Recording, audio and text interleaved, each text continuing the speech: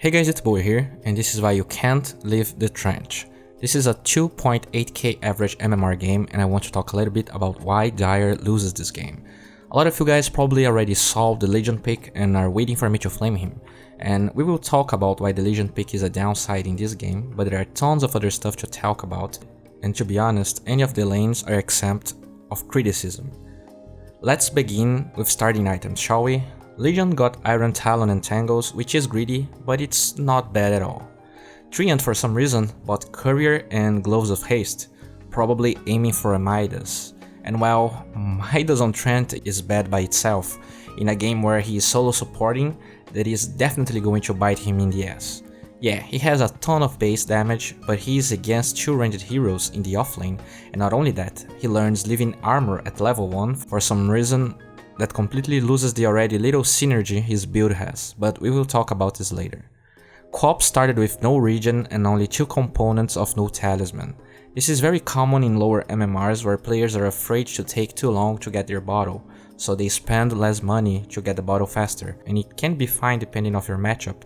But in this game she is against an alchemist, so as you will see during the game, not only Co-op is not harassing Alk because she wants bottle fast and she's focusing on less hitting, she's also letting Alk farm and get fast level 2, allowing him to acid spray the lane, a lane that was definitely Co-op favored in the level 1 to level 3 time frame.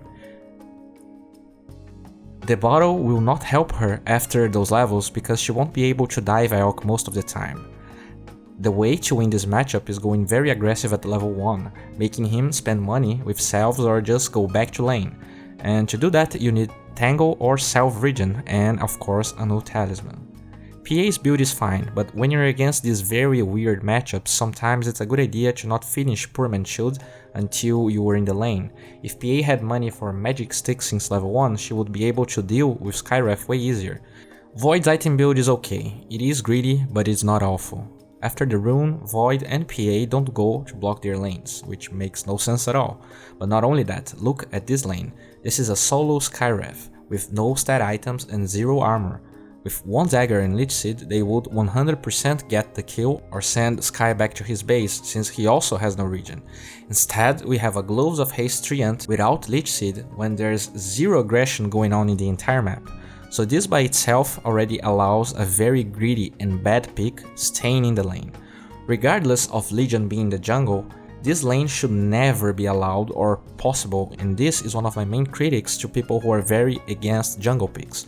Sometimes the jungle pick can destroy all the lane setups and make your team play very far behind from the start. But in this game, this lane setup should be Dire favored, even with the jungle Legion. They have an offlane / support invoker for God's sake. If you can't identify those flaws in the enemy composition and abuse them, you will never increase your MMR because you will keep blaming the jungle Legion even when he is far from the reason they lost their lanes. Let's go to the mid lane now. Look at Co-op's positioning. What is she afraid of? This is a no stout shield level 1 alchemist with Grievous Greed. The first thing she should have done is pop in a dagger and auto attack him, making sure to zoom him out of his lane. Also, if she or a support blocked the creeps, Elk wouldn't have a favorite position to farm, but even then, the dagger doesn't draw aggro, and there is no reason for her to be afraid. People overhype denies too much and forget how harass is important. I mean, there's no way this alchemist should be full HP after the wave, having such a greedy build. And as levels go by, you will see how much this Co-op will pay for this. Now, Elk already has acid spray and he can shove the wave on Co-op's tower. She can't get less hits because she has no regen, and when the creeps invade her tower, she will take damage anyways. Terrible build, terrible decision making, and this is something that could be easily changed. I love flaming jungle legions like everyone, but if you're not even doing the basics like itemizing or playing according to the matchup, it's kinda hard to blame it all on her. Well, let's go to the offlane. To the extent of his skill level, Void is playing okay. He could be playing more aggressively since this is a melee dual lane, but at least he noticed Pudge's pool, gets level 2, leeching experience. One common mistake that offlane players do is focus too much in farm and then they die because they are out of position.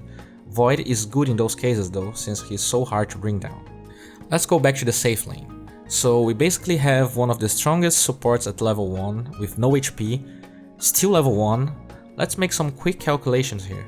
Lich Seed deals 6 pulses of 15 damage, which is 90 HP, and also heals that amount of damage in AoE, with a smaller cooldown while also slowing the enemy. Treant chose to get one skill with bigger cooldown that heals less, can be cast in only one target, and yes, Living Armor is usually the skill we want to max first, but it's terrible at level 1, and it turns this lane that should be dire favored into way harder than it should be. Invoker is a terrible offlaner, he shouldn't be allowed to be farming that aggressive, and I don't want to repeat myself, this is not Legion's fault, at least to some extent. Players rarely realize how some of these level 1 mistakes have huge implications. If Invoker and Skye can't get levels fast, then PA will grow, and it will only get harder for them to go to the offlane. Instead, they gave them tons of experience in a golden plate. The point of heroes like Treant, Ogre, Venge is to be selfless and to make a ton of difference in the early game. You can't go Gloves of Haste first item on Treant and expect your team to have a chance. Jesus Christ, this is so hard to watch. Another trait that should be a sure kill for Treant, and instead Invoker just runs away because he has Living Armor.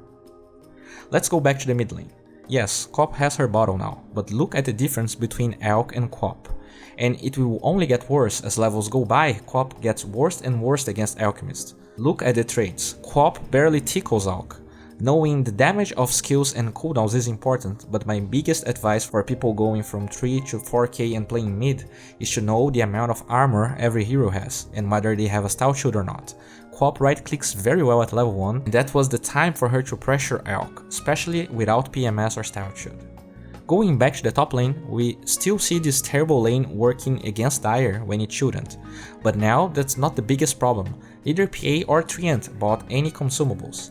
They lacked mana to kill Invoker, which would be solved by a Clarity, and now PA is losing waves and waves of creeps because she's low on HP.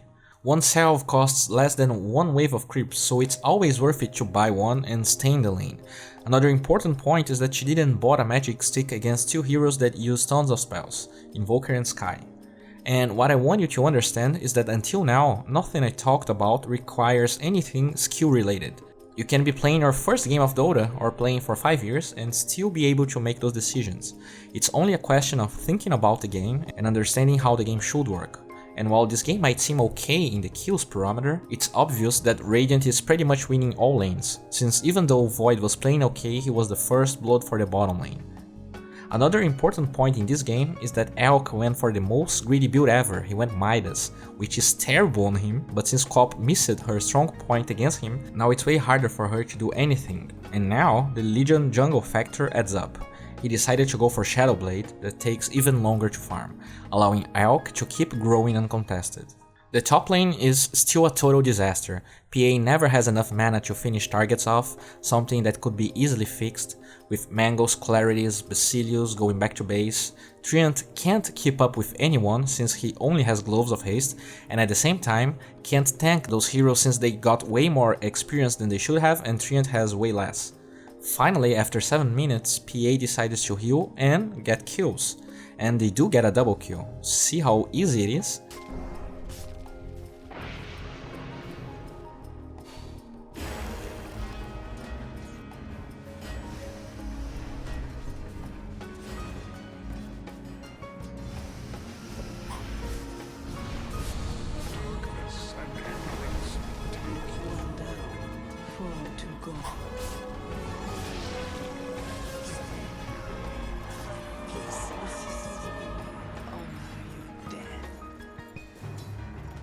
But Treant dies, and they can't undo the experience those heroes got. Well, this wraps up for today. If you enjoyed this video, please guys give it a thumbs up. If you want to see more of this replay breakdown, please check the link in the description. And I can't overstate how this video wouldn't ever be possible without the huge help from the Pugna guys, so please show them some love. And if you're new to my channel, subscribe to it. I'm making videos like this almost every day, and I'm sure something here will spark your interest. And this play here is what saved my lane, at least in my opinion. If I pull the entire creep wave, I would have one free creep wave to farm, which is great. But then, Dire would be keen on protecting that area. Instead, I only pull 2 creeps, which makes the Dire creep wave accumulate. And check how much experience I can get after that. Yeah, I don't get a lot of less hits, but I got the bigger one, which is actually worth a lot.